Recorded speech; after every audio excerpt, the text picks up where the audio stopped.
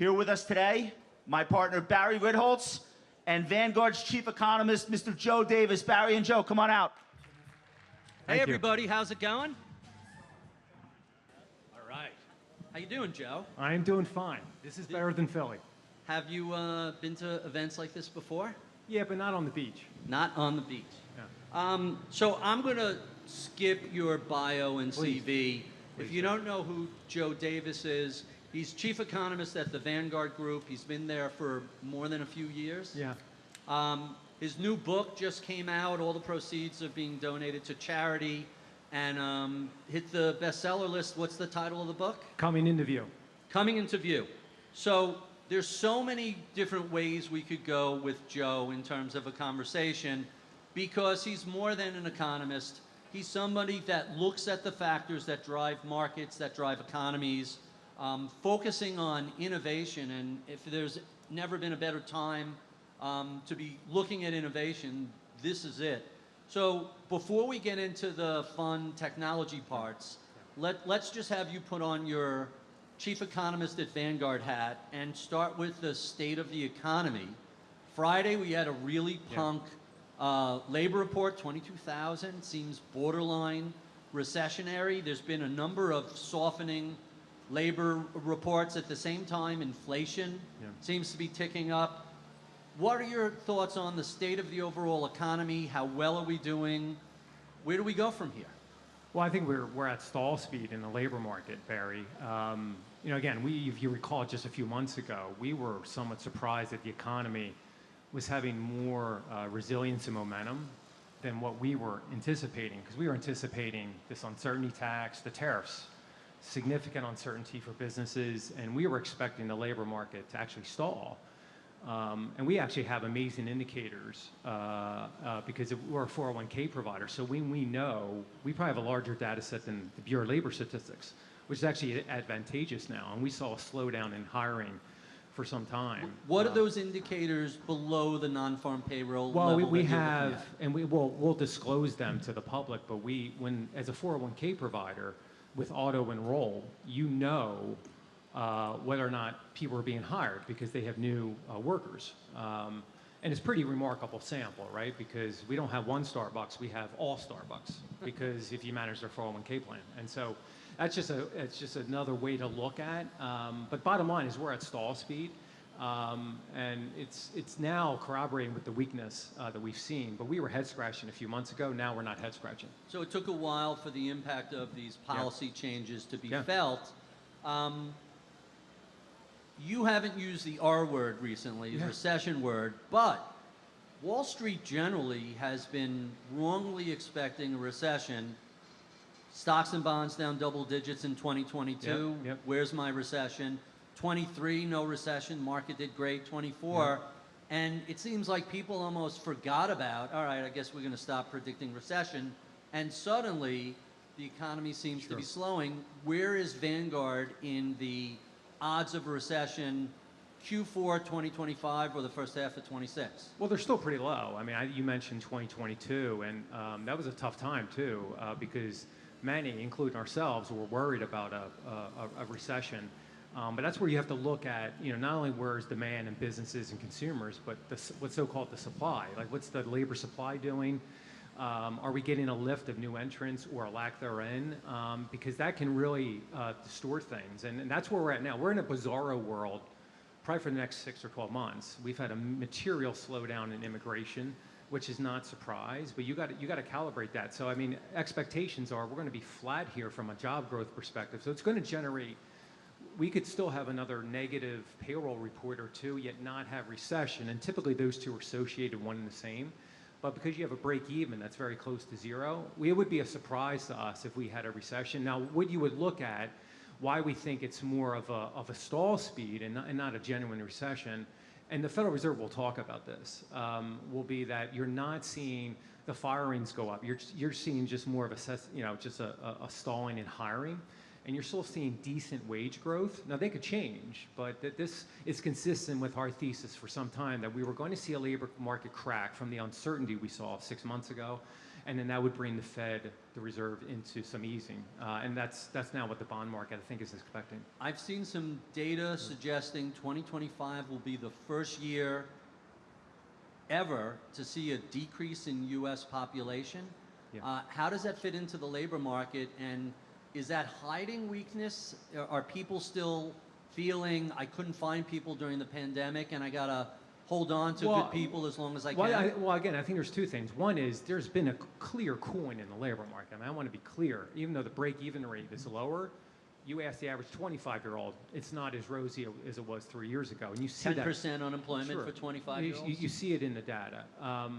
But nevertheless, at the same time, is you have to control for these other supply forces. I mean, those factors, by the way, Barry, explain 80% of the soft landing in 2022. The Federal Reserve was only 20% of it. And we bring a lot of data to bear to get the supply and demand side. We know it's important, but the Federal Reserve, the economists, respectfully, they tend to hold these things constant, and that's actually the mistake, and it can give you an edge in an otherwise difficult exercise. I mean, what my team and I are trying to do is risk manage. We're the risk greatest, and we do not see the recession as like a greatest risk. Something else would have to occur. So stall speed, but what is that, 0.5% GDP? Is that what we're looking at? No, I think you can get higher. The productivity has been strong. I mean, Kishis was just talking about some of that on the productivity side. It's why, you mentioned some of the work that we've done on AI and the coming into view. It's opened my eyes as a professional. I've been in the economics and investment strategy business for 20 years. I have the privilege of leading one of the largest research teams in the asset management industry. We have over 100 people.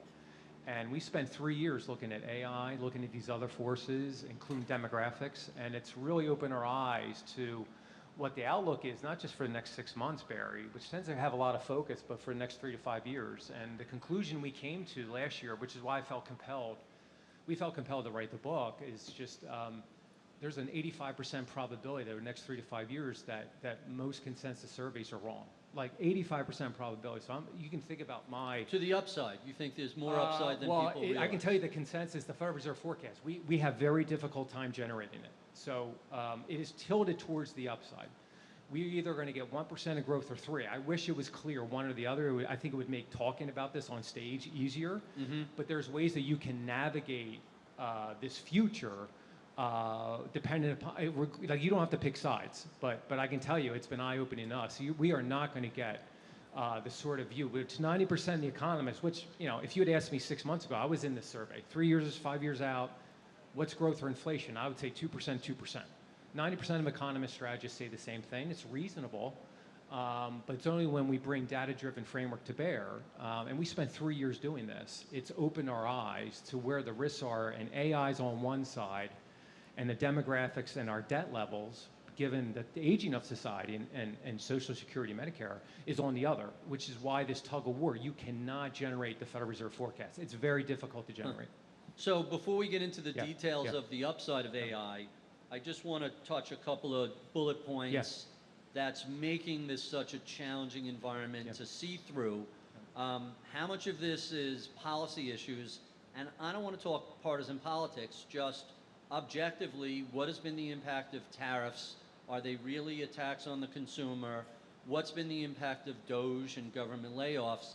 And how sort of stuck in place are CFOs looking to lay out a CapEx budget for the next 6, 8, 12 quarters? Well, that's why I focused on this phrase, uncertainty tax. It's, if the average CFO was here 6 months ago, they were craving for clarity. And I think we're seeing the legacy of that now, that with some stall speed, right? You just had more of a pause in hiring. The tariffs, listen, tariffs are meaningful. The effects have been delayed. They're not dead. And we were anticipating, because part of this was drawn out. You can remember, it was back and forth for the past 3 or 4 months. Right. Sometimes you didn't even know what day. I didn't even know what tariff rates actually in the marketplace. So net, it is modestly stagflationary, but tariffs alone are not going to tip anyone into recession. Trade is only 10% of the U.S. economy, so I'm not saying it doesn't matter at all, but you have to have other effects playing out. Again, you could argue that tariffs were too low. That sounds like a political statement. The fact is, most economists have done a poor job explaining free trade. The level, the playing field's never been level. But at the same time, part of this has nothing to do with trade. Part of this has to do with national defense, and so there's a lot of things underneath the surface here. All we know is that we're trying to get a handle in terms of like what is the factor that matters. The tariffs will matter in the next 6 months. The Federal Reserve will become more important, and then 3 years out, it's AI versus the deficits by a factor of 10. Everything else is trivial. So we're going to get to AI in a couple of questions. Before we get there, I have to ask the obvious Fed question, since you brought it up. 100% chance of a cut this month. What are we looking at for the rest of the year and the first half of 26? Well, we certainly have some further easing. We were of the view that the Federal Reserve was still restrictive, although the work that we had done 3 years ago pointed us to like a higher interest rate environment in general. We were really proud of that. It was the first time we were using our framework. And you never know where that so-called neutral rate is, but that was the reason why we were positive on fixed income and still are. We will certainly have some easing. And again, the big debate will be at the Fed inside the walls at DC will be, how much of that non-farm payroll, that 22,000 you mentioned, Barry, how much of that is really a further weakening in demand? The fact that I said it's been a stalling in hiring and not firings, and we're unlikely to see massive firings unless something else happens that goes bump in the night, because there are some labor hoarding that will go on in the very high beta sectors, construction and manufacturing. So we have 25 basis points and then another easing or two, and that would put the Fed modestly easy. We're hard pressed to see material further weaknesses. Further easings, something else would have to happen. You don't see a 300 basis point or 150 basis point cut anytime soon like the president seems to be asking for. And what does that mean for Fed independence? Well, I think Fed independence, you do have to separate. I talk to the Federal Reserve a lot in my job, and my colleagues in the industry would as well. It's really as a form of public service. So, part of me doesn't like to see some of the headlines. I think you have to think about, at the end of the day, though, despite the headlines, is that this is a committee. It's not driven by one person, and I think that's what's really important. And then you have the market discipline. I think politicians have to realize that the bond market, carries a big stick too, and so you can have, should things get more concerning, Barry, right? Price of gold, at least a steeple yield curve, you would have, I think, that taken a little bit more seriously, much like we saw after Liberation Day and the tariffs. We saw the equity market, the visceral reaction. I would like to think there's some governor on the process, but that doesn't, I think it's unfortunate to see some of the pressures on the Fed. So let's talk about technology in general and AI in particular.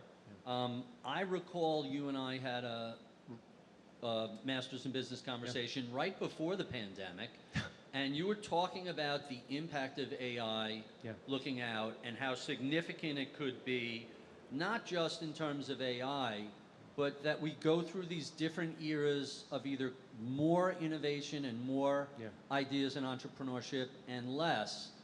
Your thesis then was, hey, this is going to kick off a giant round of innovation with positive impacts on the economy. Tell us where we are with the state of AI today. Well, and again, we're trying to bring data to bear and not like a narrative, right? I want to take out, regardless of my opinion, my team tries to be very data driven. So we've collected the most data to our knowledge in the world that doesn't exist, to look at how technology, past, present, and future, is affecting jobs, investment, and the sort of innovation rates that even Michael was talking about on the previous stage across all industries around the world. And that's been eye-opening. What we started to see 3 years ago that we're continue to see is the prospect for AI emerging in what economists call general purpose technology. And that's one of the reasons behind my statement. There's an 85% probability that most economic forecasts in the world are wrong. It's because of what it could do to productivity. We're only in the third inning of this, if you use baseball as the analogy. Now, when I say those odds, very high odds, we're talking about GDP growth in 5 years that's 3%, despite demographics where you have peak 65-year-old retirements.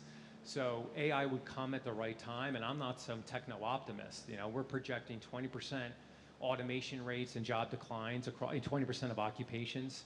But more often than not, financial advisors is a great occupation example where I talk about in the book. There's some augmentation, there's some positives.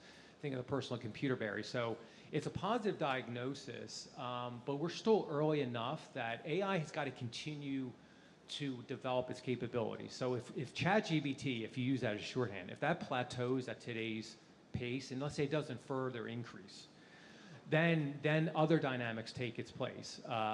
Then you start to have a negative dynamic because of the aging of society and our deficit levels that continue to rise, which is why this tug of war I talk about in the book. You cannot get this 2%. And I wasn't looking for, by the way, I wasn't looking for this outcome.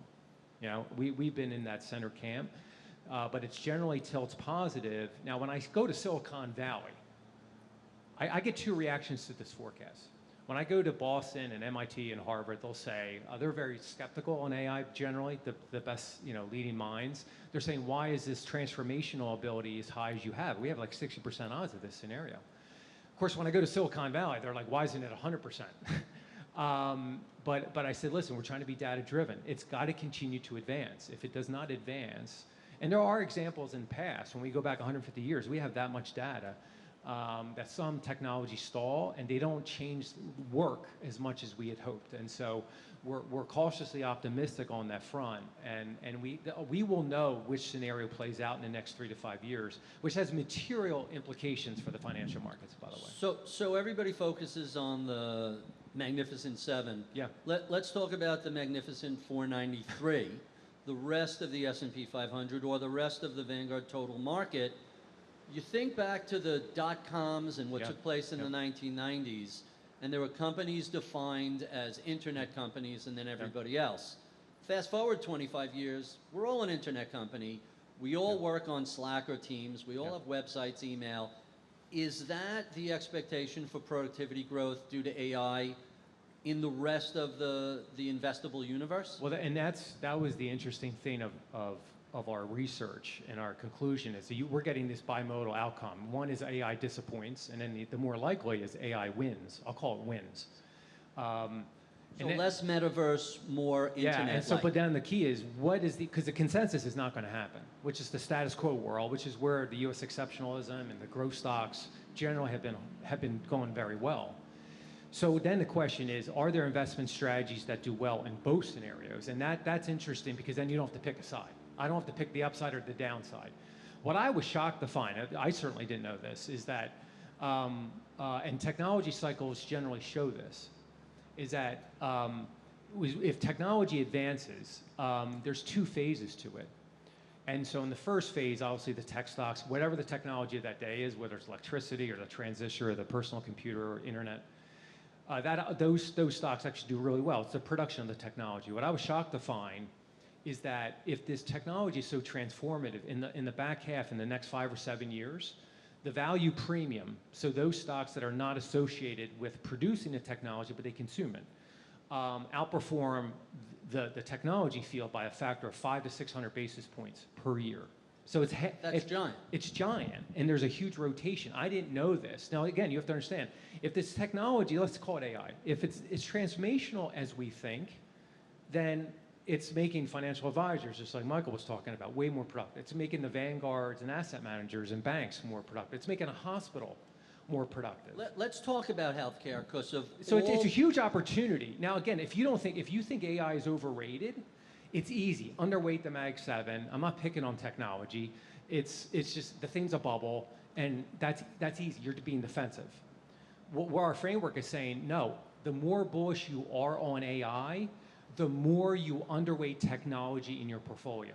And it sounds counterintuitive, but it's because, one, those technology effects spread to the consumption. You have to give it 5 or 7 years in the back half. The second one is that you have the new entrants in the technology field. In the last 4 years, we've had 5,000 AI companies funded in the United States. That's more than all publicly traded companies. So I'm not bad-mouthing AI as a field or those companies.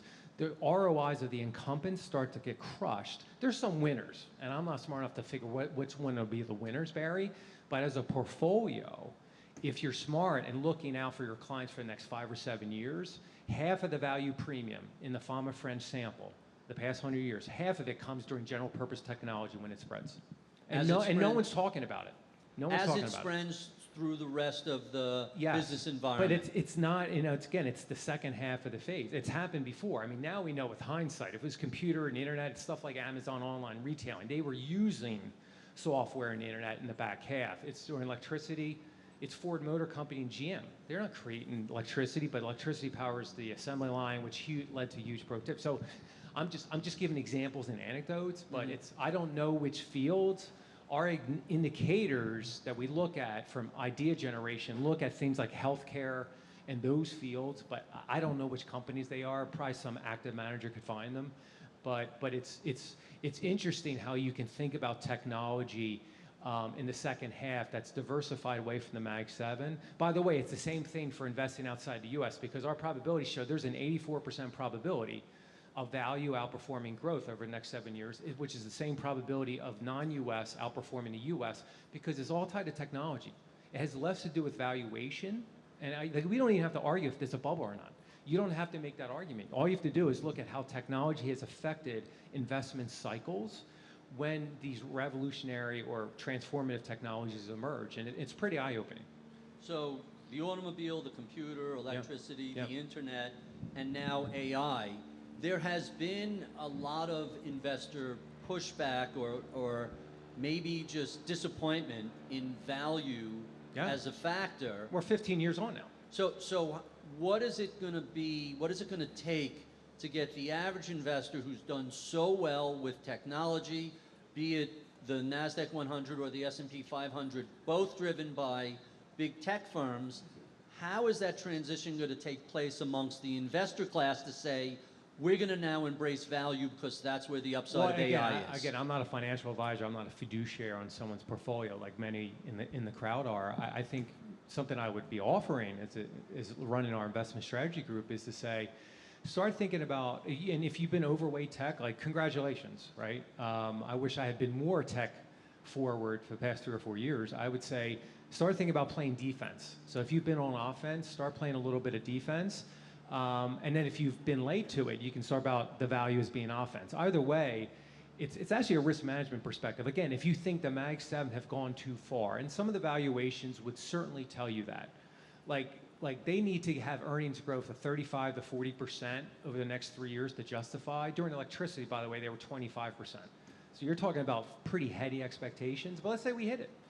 You still are in the back half of the cycle and still thinking about where's the next opportunities, and many in the value space, they're not trading at nearly the multiples. Again, you are saying if this is going to be a game changer like we're talking about, you're talking about GDP growth that's up 50% from 2% to 3%.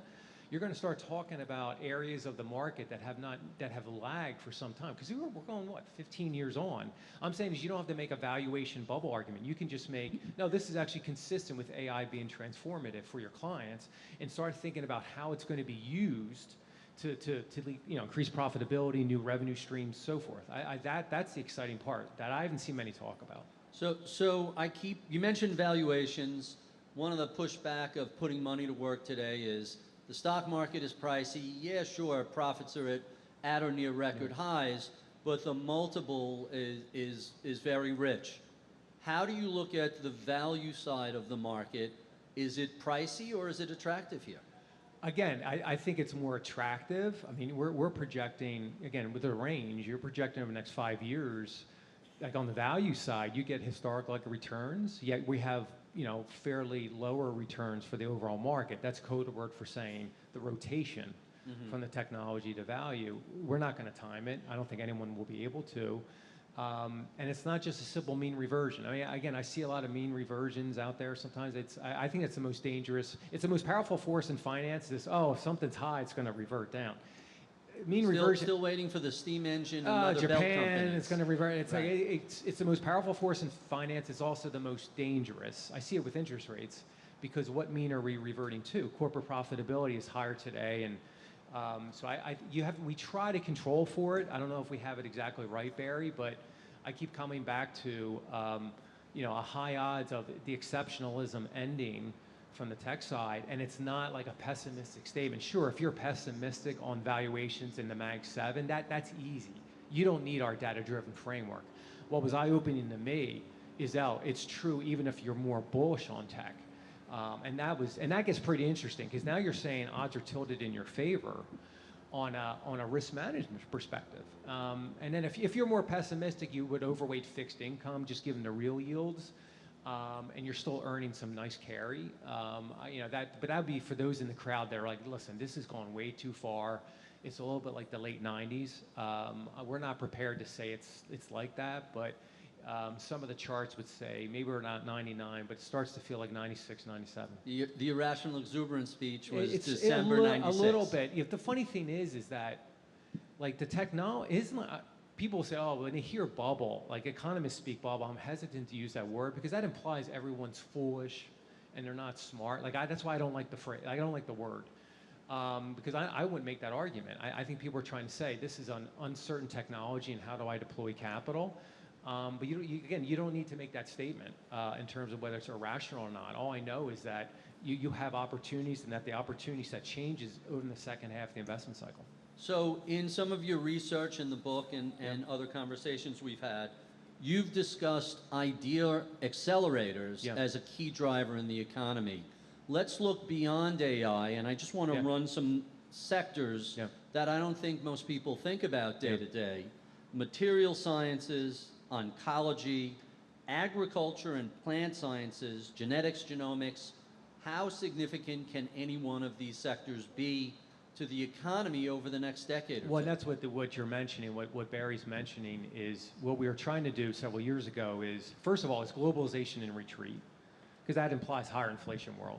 And we have, obviously, the tariffs now. This is even before a second administration of President Trump. And then also, given AI, what are going to be the new industries, applications? Because AI becomes a platform. That was our diagnosis 5-6 years ago. What we did is we looked at effectively every idea being generated on planet Earth that we have data for. So there's billions of ideas generated over the past 7 or 8 years. And we looked at where ideas were coming from, and they're effectively their root source. Kind of like think of a family tree. So it's billions of data. And what that showed us was two things. One is AI was going to lead to, more likely than not, some productivity. It leads commercial or GDP by 5 to 7 years out, believe it or not, because these are like patents, these are like academic research, stuff in the lab. And then we started seeing pops. Like in the late 80s, if I wish I'd had this real time, in the late 80s, you start seeing pops around things that I now know as personal software. It doesn't tell you what company, but it tells you fields that have a high energy intensity, which means there's an excitement in new discovery. And so when we apply those odds, we started using them 3 or 4 years ago, Barry. Barry is mentioning the fields that started to pop. AI is the platform, but you started particularly seeing things around like health, like oncology, pharmaceuticals. I don't know which drug is going to be discovered. It actually pointed some of the things that are now like GLP-1s and all that stuff. I didn't know at the time. I'm not a medical doctor, but that's also tied to what I said before in terms of parts of the market like healthcare, right? Not nearly the multiples. Again, an active manager would have to say company A over company B. I just don't know it, but it is pretty exciting. Those fields jump out in some of the financial service fields jump out. Healthcare for sure. And then other fields in finance. And again, if we're going to get growth, that's going to accelerate. The fact is, in our framework, we have the largest data set in the world. What was shocking to me is it's the lack of automation that has pulled down growth in every developed market and China for the past 15 years. It's the lack of automation. So people are scared about automation with AI. The fact is we don't have enough of it in a service-based economy. So education, healthcare, business services, finance, very low. People are working hard. I think we're all working hard here, beach aside, but we're working hard, but nevertheless, it's like we don't have enough lift, so I think that is, we shouldn't be as scared about automation unless AI merges with robotics. Then we're talking about that's a supernova type event. So in our last minute, you mentioned China. It seems that our trade relations around the world are changing. China is finally coming into its own as a credible economic competitor to the U.S. How does this play out going forward? What are we looking for from China? And how are we going to just change up our economy in response to that? Well, I from an economics perspective, and having been to China so many times, what I think the economist community at large underestimates is how technologically advanced they are. I hear some, what I would frankly call biases. Oh, they make more lower value-added products. In fact, some of the diagnosis in this idea multiplier you mentioned, Barry, and we looked at it. Half of the U.S. innovation actually comes from ideas that were actually generated in China. So globalization is not slowing down in the broad dimension, despite the tariff rates. So that's generally positive. The only thing why China is working so hard on AI and automation and robotics is they have such a demographic headwind in front of them. They're going to lose the size of 2 United States over the course of by the time my children are like my grandparents' age. So it's a massive demographic headwind.